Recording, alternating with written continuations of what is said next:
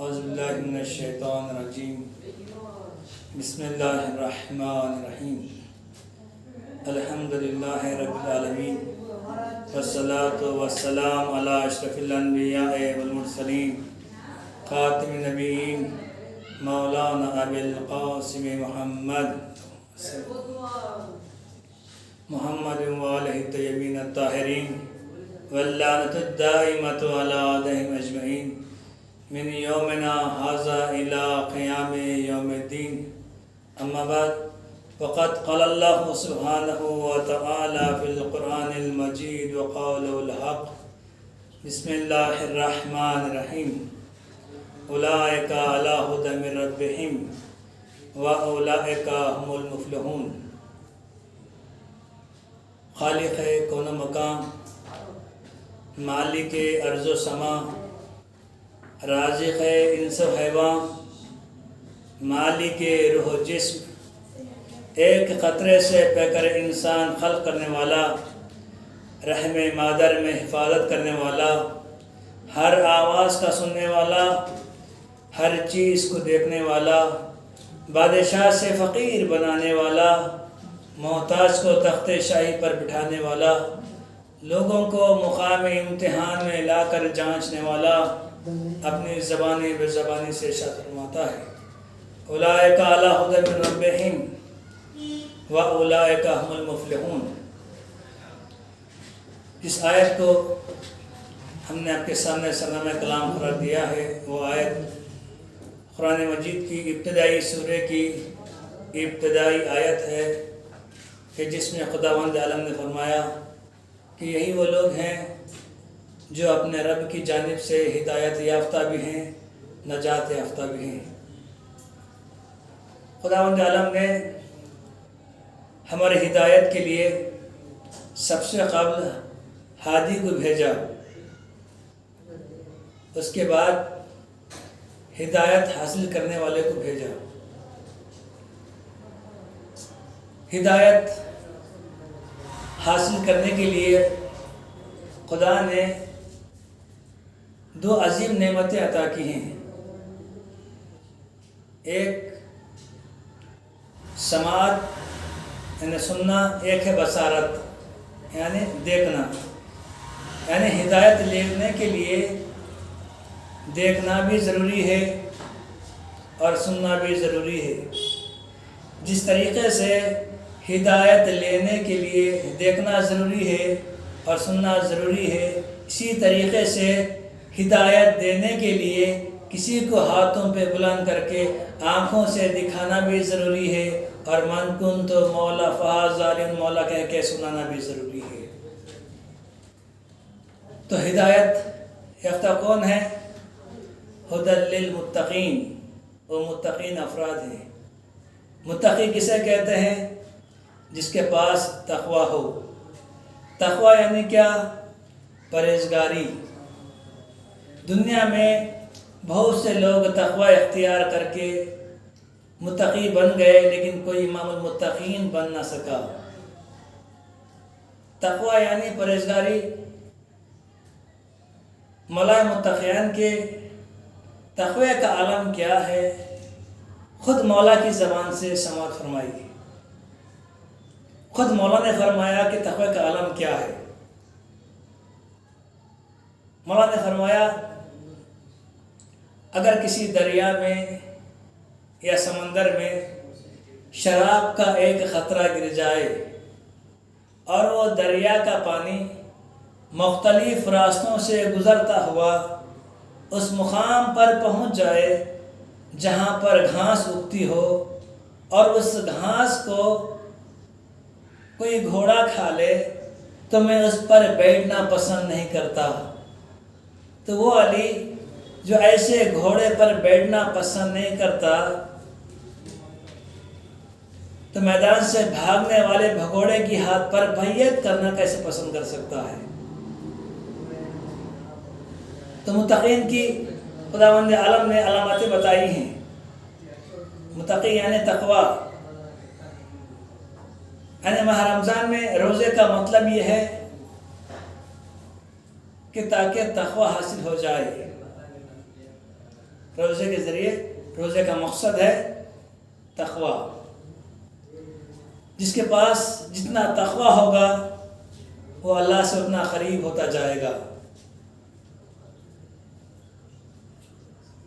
ایک مرتبہ حضرت موسیٰ نے خدا سے پوچھا، اے بار الہ، کیا کوئی مجھ سے بھی زیادہ تجھ سے قریب ہے؟ جس طریقے سے میں تجھ سے بات کرتا ہوں، اتنا قریب ہوں، کوئی ہے جو مجھ سے زیادہ تجھ سے قریب ہے؟ تو آواز قدرت ہے، اے موسیٰ، رسول کی امتوں میں سے ایک زمانہ آئے گا کہ ایک امت آئے گی جن کے پاس ایک مہینہ ہوگا جس کا نام ہے ماہ رمضان. اس ماہ رمضان میں روزے دار خشک ہونٹ لیے ہوئے، سوکھی زبان لیے ہوئے، جب تک اذان نہیں سنتے اس وقت تک لقمہ دہن میں نہیں ڈالتے. تو افطار کے وقت میرا چاہنے والا، میرا روزہ دار روزہ کھولتا ہے، اس وقت میں اس روزہ دار سے قریب ہوں، سب سے زیادہ قریب اس روزہ دار سے ہوں. اے موسیٰ، تمہارے اور میرے درمیان 40 پردوں کا فاصلہ ہے، لیکن میرے اور روزہ دار کے درمیان ایک پردے کا بھی فاصلہ نہیں ہے. اللہ اکبر. تو متقین کی خداوند عالم نے 6 علامتیں بتائی ہیں. پہلی علامت ہے الذین یؤمنون بالغیب. متقین کی پہلی علامت ہے غیب پر ایمان رکھتے ہیں. چھٹے امام جعفر صادق علیہ السلام نے فرمایا کہ جو انسان 4 چیزوں کا انکار کرے جو غیب ہیں وہ ہمارا شیعہ نہیں ہو سکتا. جو 4 غیب کا انکار کرے وہ ہمارا شیعہ نہیں ہو سکتا. کیوں؟ وہ کیا ہے؟ معراج کا انکار کرنے والا ہمارا شیعہ نہیں ہو سکتا. غدیر کا انکار کرنے والا ہمارا شیعہ نہیں ہو سکتا. خبر کا انکار کرنے والا ہمارا شیعہ نہیں ہو سکتا. محشر کا انکار کرنے والا ہمارا شیعہ نہیں ہو سکتا. کیوں شیعہ نہیں ہو سکتا؟ کیونکہ باتیں 4 ہیں، سبب ایک ہے. باتیں 4 ہیں، سبب ایک ہے. معراج میں آواز علی، غدیر میں مولا علی، قبر میں آمد علی، محشر میں شفاعت علی. تو متقین کی پہلی علامت ہے غیب پر ایمان رکھتے ہوں گے. دوسری علامت یقیمون الصلاۃ، جو نماز کے پابند ہیں. نماز کی پابندی، نماز کی پابندی کس سلسلے میں مولا متقیان نے چھٹے امام نے فرمایا کہ ہمارا چاہنے والا بے نمازی نہیں ہو سکتا. اگر ہمارے شیعوں کو دیکھنا ہو تو نماز کے وقت دیکھو. نماز کے وقت ہمارے شیعوں کی کیفیت کیسی ہوتی ہے. امام نے صاف صاف اعلان کر دیا ہمارا حقیقی چاہنے والا بے نمازی نہیں ہو سکتا. اور مولا متقیان ابن ملجم کو کیوں جگایا؟ قتل کرنے کے لیے جگایا یا نماز کے لیے جگایا؟ آپ کا جواب ہوگا نماز کے لیے جگایا ہے. تو مولا متقیان ابن ملجم کو نماز کے لیے جگایا ہے. اب اندازہ لگائیے، وہ علی جو اپنے قاتل کو بھی بے نمازی ہونا پسند نہ کرے، وہ علی اپنے چاہنے والوں کو بے نمازی ہونا کیسے پسند کر سکتا ہے؟ اللہ اکبر.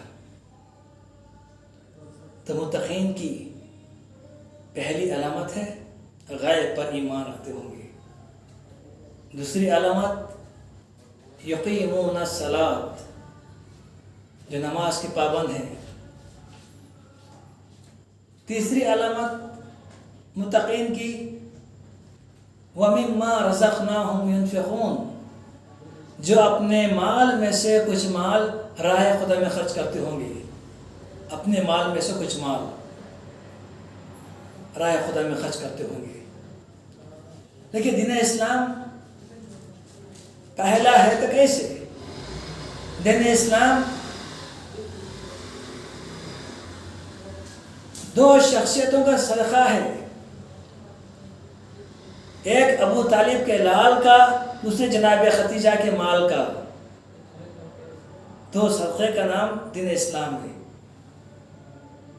ایک ابو طالب کے لال اور دوسرے جناب ختیجہ کے مال کا صدقہ ہے دین اسلام.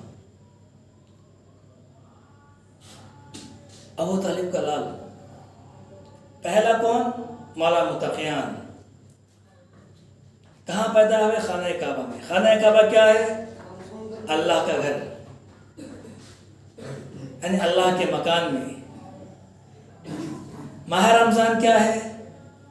ماہ رمضان اللہ کا مہینہ ہے. اس ماہ رمضان میں کس کی ولادت ہوئی؟ امام حسن مجتبیٰ علیہ السلام. تو غور کریں، اللہ کے مکان میں علی آئے، اللہ کے مہینے میں امام حسن آئے. دوسرے الفاظ میں یوں بیان کروں، اللہ کے مکان میں باپ اور اللہ کے مہینے میں بیٹا امام حسن. یعنی خدا دنیا والوں کو یہ بتانا چاہتا ہے کہ دیکھو، مکان بھی اہل بیت کے قبضے میں ہے، زمانہ بھی اہل بیت کے قبضے میں ہے. اللہ اکبر. مکان و زمان اہل بیت کے قبضے میں ہے. تو دین اسلام کس کا صدقہ ہے؟ ابو طالب کے لال کا اور جناب ختیجہ کے مال کا. کون ابو طالب؟ وہ ابو طالب کہ جس کے لیے لوگوں نے کہا کہ ابو طالب نے آخری وقت میں نعوذ باللہ کلمہ نہیں پڑھا. یہ الزام لگائے. دیکھیں دین اسلام میں یہ حکم ہے کہ ہندوستان میں کہیں بھی اگر جانا ہے، کہیں بھی کھانا ہو، ہوٹل میں کہیں بھی جانا ہو، تو سب سے پہلے یہ کوشش کرو کہ مسلمان کی ہوٹل کہاں ہے. ہم جاتے ہیں ہوٹل، دیکھا ہوٹل میں فلاں صاحب براجمان ہیں، ہم نے دوسرے ہوٹل کو گئے، دیکھا کہ وہاں بھی فلاں صاحب براجمان ہیں. اسی طریقے سے دیکھتے دیکھتے ہوئے ہم ایسے ہوٹل پر پہنچ گئے جہاں پر ہوٹل کی دیوار میں ایک تختی لگی ہوئی ہے. اس تختی میں محمد رسول اللہ، لا الہ الا اللہ، محمد رسول اللہ اور مکے کی تصویر ہے. ہم نے یقین کر لیا کہ یہ مسلمان کی ہوٹل ہے. تو ہم جو چاہے ہم نے منگا لیا، جو دل چاہا کھانے کے لیے سب کچھ منگا لیا اور کھا لیا. اب کس نے سوال کیا؟ مولانا آپ نے جو چاہے منگا لیا اور کھا لیا، کیا تو معلوم کہ اس نے کلمہ پڑھا ہے یا نہیں؟ اگر پڑھا ہے تو کس کے سامنے پڑھا ہے، کب پڑھا ہے؟ تو ہم نے کہا جس کے مکان میں، جس کے دکان میں محمد کے نام کی تختی ہو، اس سے نہیں پوچھا جاتا کہ تم نے کلمہ پڑھا ہے یا نہیں. تو عزیز محترم، جس کے مکان میں، جس کے دکان میں محمد کے نام کی تختی ہو، اس سے نہیں پوچھا جاتا کہ تم نے کلمہ پڑھا ہے یا نہیں. تو جس کی آغوش میں خود محمد پرورش پائے ہو، ابو طالب خود کلمہ ہے. تو دین اسلام دو چیزوں کا صدقہ ہے، ایک ابو طالب کے لال کا اور دوسرے جناب ختیجہ کے مال کا. جناب ختیجہ نے اپنے مال کو دین اسلام کے دائرے میں خرچ کر کے بتا دیا کہ جو دولت اسلام کے دائرے میں خرچ ہوتی ہے وہ دولت انسان کو عرفان بنا دیتی ہے. جو دولت اسلام کے دائرے میں خرچ نہ ہو وہ دولت انسان کو فرعون بنا دیتی ہے. اپنی دولت کو اسلام کے دائرے میں خرچ کرو. دین اسلام جناب ختیجہ کے مال کا صدقہ ہے. شاعر نے کیا خوب کہا ہے، یہ معجزہ رسول خدا نے دکھا دیا، یہ معجزہ رسول خدا نے دکھا دیا، ہاتھوں پہ کنکری کو بھی کلمہ پڑھا دیا، راہ خدا میں دے کے خطی جانے اپنا دھن، مکے کی ہر غریب کا چولہا جلا دیا۔ تو جو انسان اپنے مال میں سے کچھ مال راہ خدا میں خرچ کرتا ہے، اس کے رزق میں اضافہ ہوتا ہے، کمی نہیں ہوتی۔ شاعر نے کیا خوب کہا ہے، کسی کا اشک پیو غم نہیں بڑھتا، کسی کا اشک پیو غم نہیں بڑھتا، شراب پی کے کوئی محترم نہیں ہوتا، جو اپنے حصے کی روٹی بھی عطا کرتے ہیں، اس آدمی کا کبھی رزق کم نہیں ہوتا۔ تو جو انسان اپنے مال میں سے کچھ مال راہ خدا میں خرچ کرتا ہے، اس کے مال میں اضافہ ہوتا ہے۔ متقین کی پہلی علامت غیب پر ایمان، دوسری علامت یقیمون الصلاۃ، نماز کی پابندی، تیسری علامت ومما رزقناہم ینفقون، اپنے مال میں سے کچھ مال راہ خدا میں خرچ کرتے ہوں گے، چوتھی علامت جو کچھ رسول پر نازل ہوا اس پر ایمان لانا ہوگا۔ رسول پر بہت کچھ نازل ہوا، خصوصاً قرآن نازل ہوا۔ قرآن کیا ہے؟ قرآن جو تمام کتابوں سے افضل ہے۔ قرآن کا ایک پیغام ہے، ہر چیز کا ایک پیغام ہوتا ہے، قرآن کا بھی ایک پیغام ہے۔ قرآن کا پیغام یہ ہے کہ میں ہر گھر میں رہتا ہوں، ہر تختی میں سجایا جاتا ہوں، گھر کے لوگ ایک دوسرے کو یاد کرتے ہیں، مجھے کوئی یاد نہیں کرتا، گھر کے لوگ ایک دوسرے سے گفتگو کرتے ہیں، مجھ سے کوئی گفتگو نہیں کرتا، لیکن میں 4 مقامات پہ اٹھایا جاتا ہوں، یا قسم کھانے کے لیے اٹھایا جاتا ہوں، یا ماہ رمضان میں اٹھایا جاتا ہوں، یا کسی کی میت پہ اٹھایا جاتا ہوں، یا دلہن کی رخصت کرتے وقت اٹھایا جاتا ہوں۔ دیکھیے، ہم نے کبھی جملہ کہا تھا، دلہن کو قرآن کے سائے میں رخصت کرنے کے بجائے قرآن کی تعلیم دے کے رخصت کرو، اس لیے کہ زمین پہ اگر بارش نہ ہو تو فصلیں برباد ہو جاتی ہیں، اور اپنے اگر علم نہ ہو تو نسلیں برباد ہو جاتی ہیں۔ لیکن ہم قرآن کب یاد آتا ہے؟ ماہ رمضان میں یاد آتا ہے۔ قرآن کا پیغام ہے۔ دیکھیں ہم کیسے مسلمان ہیں، اخبار کی جھوٹی خبریں پیسے دے کر خریدتے ہیں، لیکن قرآن کی سچی خبریں مفت میں بھی پڑھنے کو تیار نہیں۔ وہ قرآن جو معجزہ ہے، وہ قرآن جو تمام کتابوں سے افضل، جس نبی پر قرآن نازل ہوا وہ تمام انبیاء سے افضل، وہ ہے رسول۔ جس امت پر قرآن نازل ہوا وہ تمام امتوں سے افضل، وہ ہے امت مسلمہ۔ اور جس شہر میں قرآن نازل ہوا وہ تمام شہروں سے افضل، وہ ہے مکہ مدینہ۔ جس مہینے میں قرآن نازل ہوا وہ تمام مہینوں سے افضل، وہ ہے ماہ رمضان۔ جس رات میں قرآن نازل ہوا وہ تمام راتوں سے افضل، وہ ہے شب قدر۔ قرآن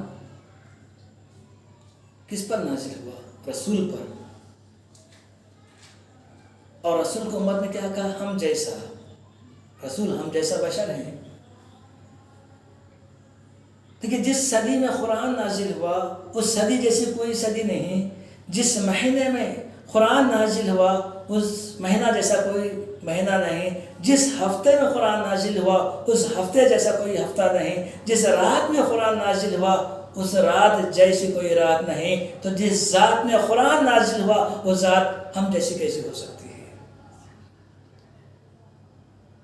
تو متقین کی 5ویں علامت وبالآخرۃ ھم یوقنون، آخرت کے دن کا یقین کے ساتھ بھروسہ کرنا ہوگا۔ آخرت دن کیا ہوگا؟ یوم ندعو کل اناس بامامہم، ہر بندہ اپنے اپنے امام کے ساتھ خدا کی بارگاہ میں حاضر ہوگا۔ دنیا میں بہت سے امام ہیں، امام شافعی، امام مالکی، امام حنفی، امام حنبلی، بہت سے امام ہیں، لیکن امام اسے تسلیم کرو جسے خدا نے بنایا ہو اور رسول نے دکھایا ہو۔ متقین کی علامت ہیں چھٹی علامت گزشتہ انبیاء پر جو کچھ نازل ہوا اس پر بھی ایمان لانا ہوگا، توریت، زبور، انجیل. اور ماہ رمضان میں توریت، زبور، انجیل اور قرآن بھی ماہ رمضان میں نازل ہوئی. یہ متقین کی علامتیں ہیں. لیکن جناب خدیجہ سلام اللہ کے متعلق ایک ہی جملہ کافی ہے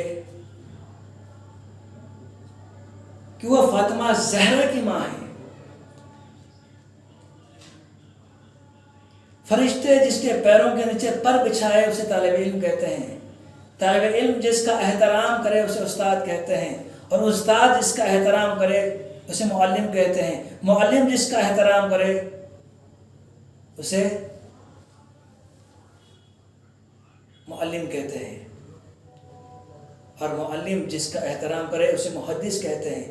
اور محدث جس کا احترام کرے اسے راوی کہتے ہیں.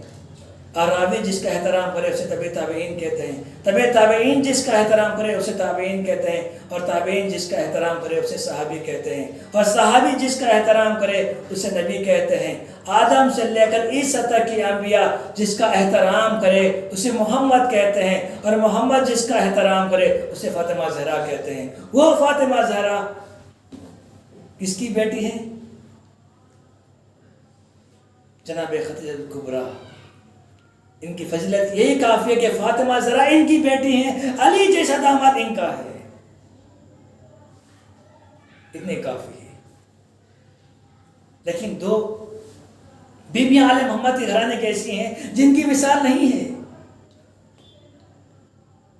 ایک جناب فضہ کنیز تھی، ماں کہلائی. ام البنین ماں تھی، کنیز کہلائی. اور تاریخ اسلام میں جناب خدیجہ کبریٰ اس کی ماں ہیں جو فاطمہ زہرا ہے، جن کا داماد مولا متقیان. لہذا ہم سب سے آخر میں دعا کرتے ہیں، پروردگارا جو کچھ تو نے دیا ہے اور جو کچھ تو نے نہیں دیا ہے اور جو کچھ تو نے دے کر چھین لیا ہے تیرا شکر، اس لیے کہ جو کچھ تو نے دیا ہے وہ تیری نعمت ہے اور جو کچھ تو نے نہیں دیا ہے وہ تیری حکمت ہے اور جو کچھ تو نے دے کر چھین لیا ہے وہ ہمارا امتحان ہے. بار الہ ہمیں ہر حال میں تیرا شکر ادا کرنے کی توفیق عطا فرما. حمد خدا اور شکر خدا کے بعد میں متشکر ہوں چینل کربلا کے طرف سے اور ان کا دعا گو ہوں کہ دامے درہمے سخنے خدا ان کی مدد کرے. السلام علیکم ورحمۃ اللہ وبرکاتہ.